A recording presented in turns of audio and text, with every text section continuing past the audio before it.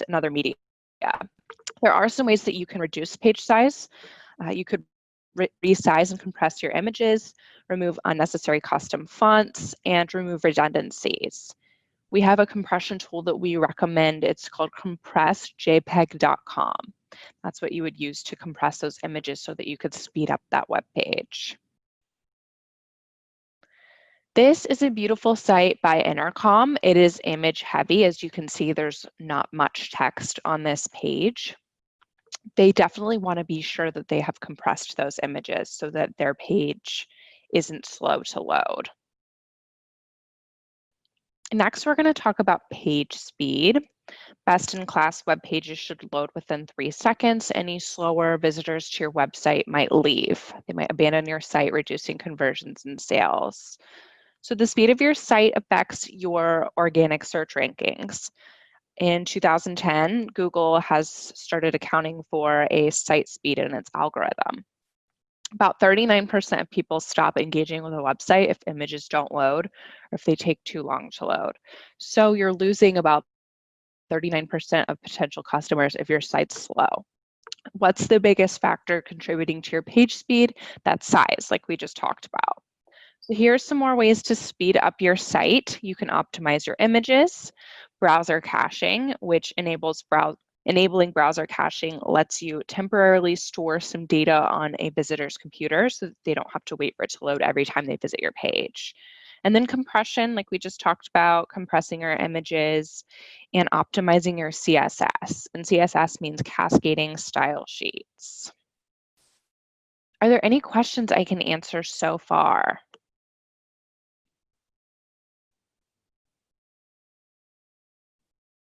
Okay, great. Next, we're going to talk about the mobility of a site. Is your website mobile friendly? 57% of all mobile users will not recommend a business if their mobile website is poorly designed or unresponsive. That's a big percentage.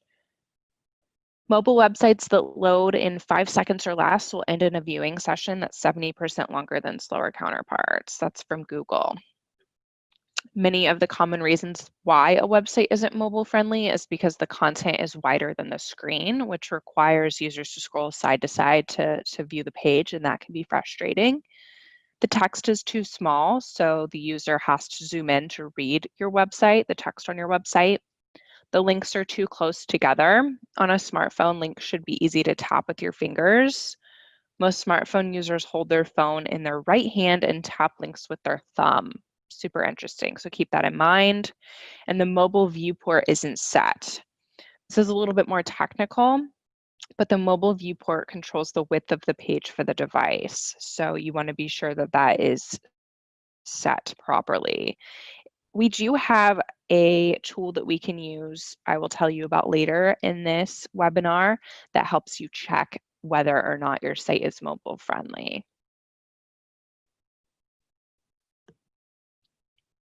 Search engine optimization.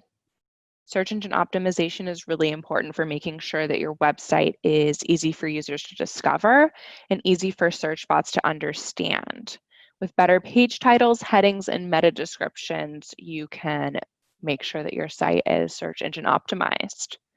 Page titles should be no longer than 70 characters in length and should not repeat keywords.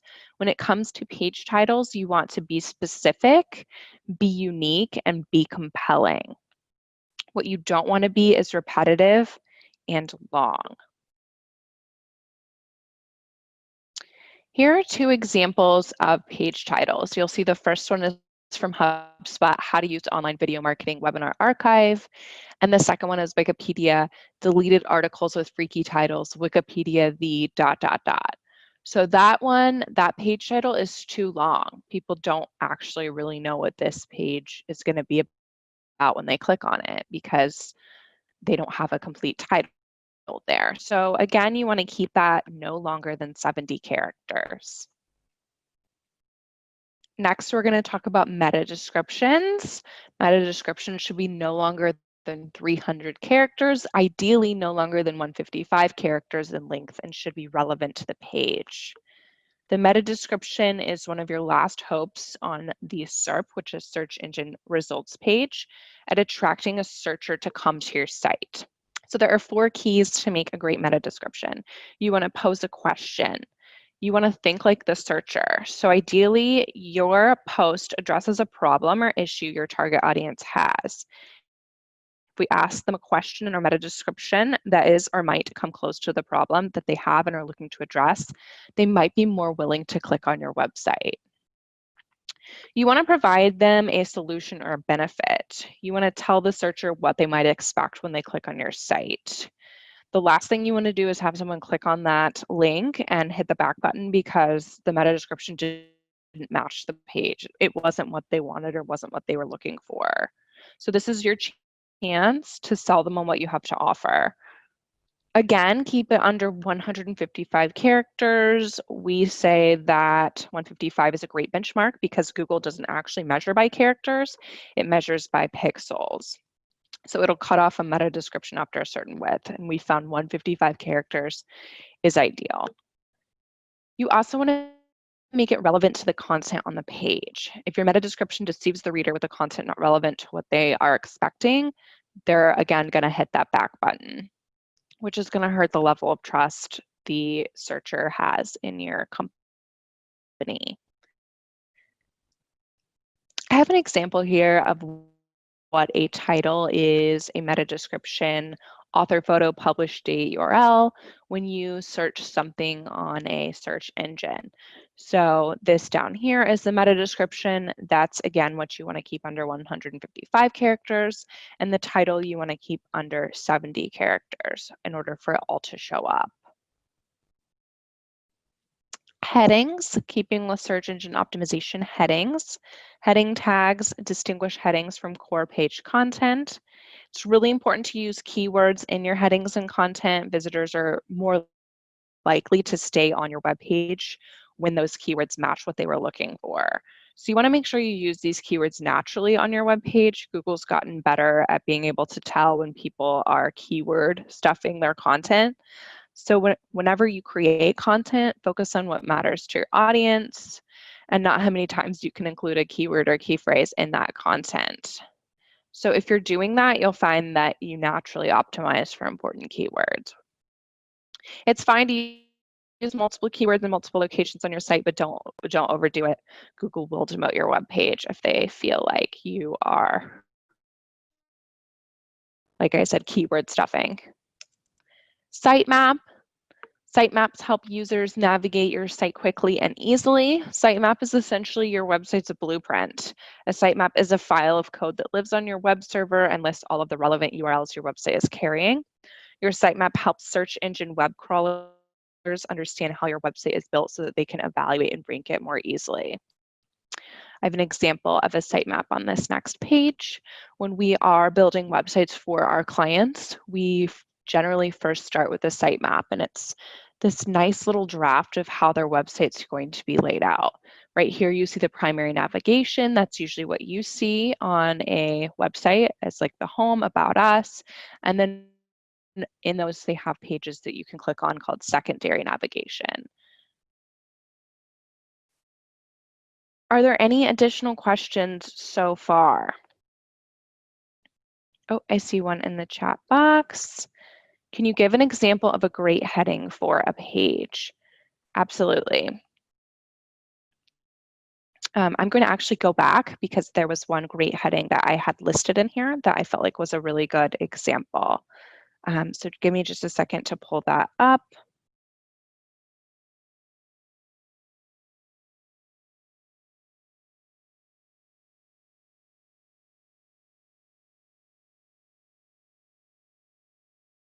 It is loading on my end.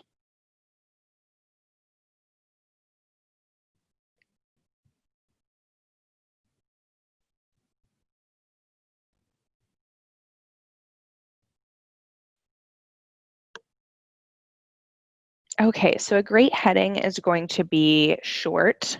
It's going to be like 7 reasons why video should be all over your internet marketing. There's another one, local video marketing, 7 reasons why you should use video. Basically, think about how someone is going to be typing into the search bar. When you are naming your pages, think like the user. So what does your page have to offer and how is someone going to find it? That would be my best recommendation.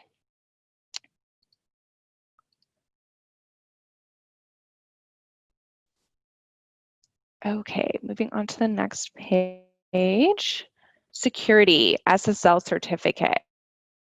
If you do not have an SSL certificate, please run to go get one. They protect websites from attacks and give visitors confidence that your site is authentic and trustworthy. You want to purchase an SSL certificate for your website, like I just said, that's so important. You can tell whether or not your website has an SSL certificate if you have a URL that starts with HTTP or HTTPS, and that extra S means that it is secure. 84% of people will not make a purchase if they are dealing with an unsecured website. So if your website, again, is not secure, you are potentially missing out on 84% of potential customers or clients. It means that the connection to that website is secure and encrypted, and any data you enter is safely shared with that website. The technology that powers that little S, like I said, is called SSL, which stands for Secure Sockets Layer. Many domain providers will sell SSL certificates that generally range from $50. There's also plugins to help install the SSL certificates.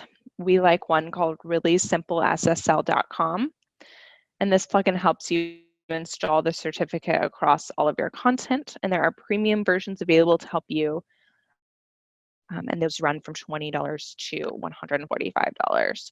So it's really not that expensive to make sure that your website is secure. I think that is of the utmost importance. Social media icons. I went to Social Media Day in Jacksonville, Florida last year, and there's a company that does heat maps for websites. And they found that when companies had social media icons in their header, they were losing a lot of those visitors to their site because they would go directly to their site and then they would hop right off and go directly to their social media.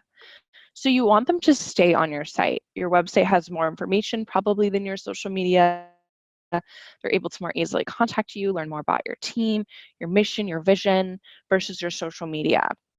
So you want to move social media icons from the header to the footer. If someone's really searching for those icons, they will tend to scroll down and find them. Visual appeal. 38% of people will stop engaging with a website if the content or layout is unattractive. That's a big deal. I know I generally will lose trust in a company if their website is poorly laid out, designed, it's not updated. So you want to be sure that yours is visually appealing. This next website, I was really surprised to see who it was from. It is from the Yale School of Art. You can see this exact site today if you typed in Yale School of Art. I was just shocked that because they are a school of art, they're missing out on a great opportunity to have a website that shows off their artwork, that shows off what they're doing. They're missing out on potentially gaining more students to their school of art because they have a bad website. They have a very cheesy background that has, it looks like it was stock photography and they didn't even purchase the stock photography. So it's just really unfortunate that this is how it looks. I'm sure you can agree that this is probably not the best site. It just looks very outdated. Next steps, you can do nothing with the information I've just given you. You can do it yourself and try to emulate it and do it better, or you can hire someone. And if you do decide to hire someone to help you with these tips I've just given you, I hope that you would use us as a potential resource. Here are PR solutions. I talked about earlier, earned, shared, and owned media. If you needed any of these, we hope to be that resource to you. We do have a free website consult. Basically, I will go through those 4 things: performance, mobile SEO, and security. We will look at your website. If you did apply and you were accepted, we will give you great recommendations on how to improve your site, what you could be doing better, what you're doing great, and that's free. So all you'd have to do is apply for that at the URL listed below. I will also add that when I send out the recording of this webinar. We have 2 upcoming webinars I wanted to mention. One is how to avoid 10 social media blunders. Shared media strategist Hannah Fearon will review social media mistakes companies often make, helpful software to create content and plan posts, and baseline concepts to create a strong social media presence on Facebook and LinkedIn.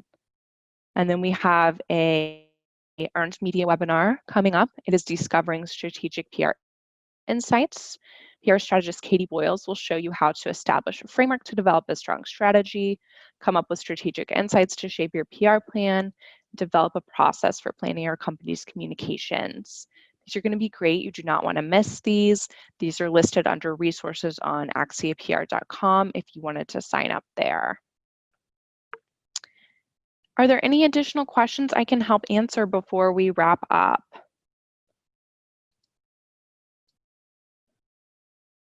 Ooh, this is a great question. Should I start blogging? How do you recommend starting a blog? I do think you should start blogging. It is a great way to increase search engine optimization. So, like I said, when someone is typing in a question into the search engine, let's say, how do I best create a PR plan? Hopefully, Axia has written a blog post about that, and we've thought about how someone might enter that into the search engine. Maybe we have a blog post title that is literally, how can my company start a PR plan or write a PR plan? Hopefully we come up first because we've written that blog post. If you aren't blogging, I think you're missing out on that improved SEO. It's another way to answer frequently asked questions that your customers might have. So when they are asking questions, you say, hey, we have a whole blog post about that. Let me send that to you. I think you'd be interested and find it valuable. And to top it off, I feel like blogging is just a really great way to become that thought leader in your industry. Great question. Awesome. Okay. Well, thank you so much for listening today. I hope you found this valuable, the 10 tips that we gave you. I hope that you can either implement it or use us to help you implement it. If you have any additional questions, my information is right here, phone number and email. Like I said, I will be sending out the recording of this webinar, which you can rewatch or share with your colleagues. I hope everyone has a great day. Again, thank you.